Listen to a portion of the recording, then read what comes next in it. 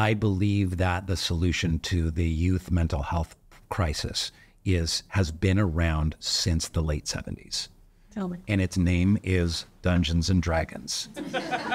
Because when you play D&D, you're in a group of people without devices, shoulder to shoulder, snacks, a lot of jocularity, a lot of high fives.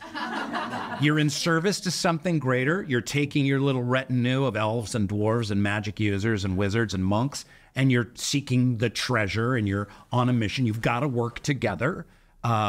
There's basically everything that one used to find in a religion, one can find in a group of kids playing Dungeons and Dragons. And it's when I know like my son is doing better is when he's playing a lot of D&D. I'm like, okay, all right, you're on the right path. Like, weekend of orc slaying is a go. Yep, yeah.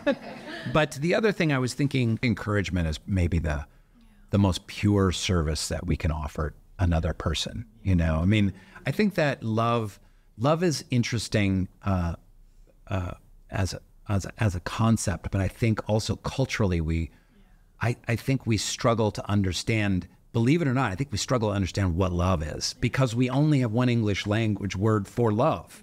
And so many other languages, I hear, I don't know this, Sanskrit has like 19 words for love.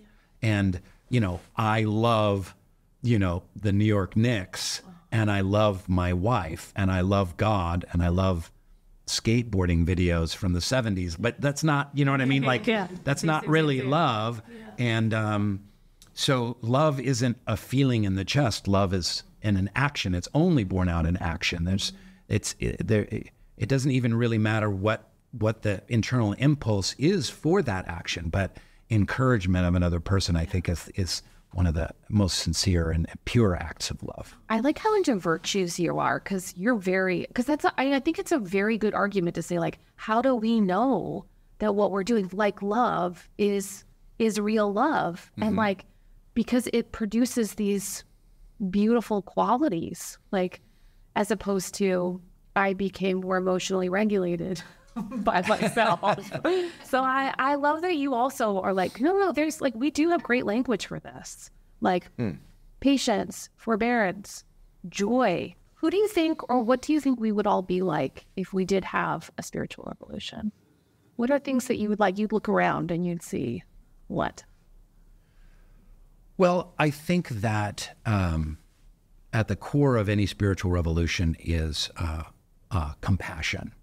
And I talk about in Soul Boom, what would it be like to invent a compassion machine where you can go into the machine and it's wired to your brain. It looks like an MRI machine or something like that. And in it, you're immediately put in the circumstances of an immigrant at the border or an Afghani sheep herder, or a Vietnamese fisherman trying to get by, whatever it is, the circumstances, someone wildly different than yourself, and you enter their world and you see and feel the world exactly as they do, because that would be the ultimate way to kind of like foster compassion. So with deep compassion comes sacrifice, personal sacrifice. So when we have a family member who's sick, we have incredibly deep compassion for that family member. We'll quit our jobs to take care of them, right? We'll do anything. We'll drain our bank accounts, because we love them so much. But as too often happens, we stop that apparatus at the boundaries of family. So increasing the how we define family and then to increase it not just to our tribe, not just to kind of like fellow Anabaptists who live in Raleigh-Durham, but to go, to people with different skin colors or who speak different languages and who maybe think about the world in a different way politically than we do, to ever increasing kind of universality of compassion where we drain our bank accounts and sacrifice our time, our energy, and especially our comfort. We sacrifice those bubble baths for the good of someone else.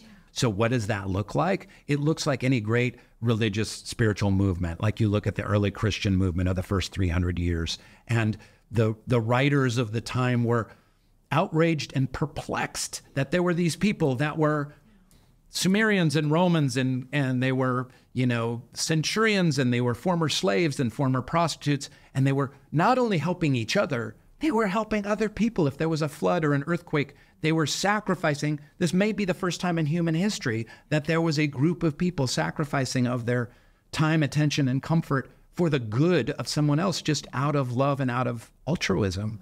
And so we've done it before, right? And there have been many cases of this, but I would say that's what a world looks like, where you know, you're consistently, culturally and socially sacrificing for the good of the other and for the good of community. Rainn, well said. Hey. All right.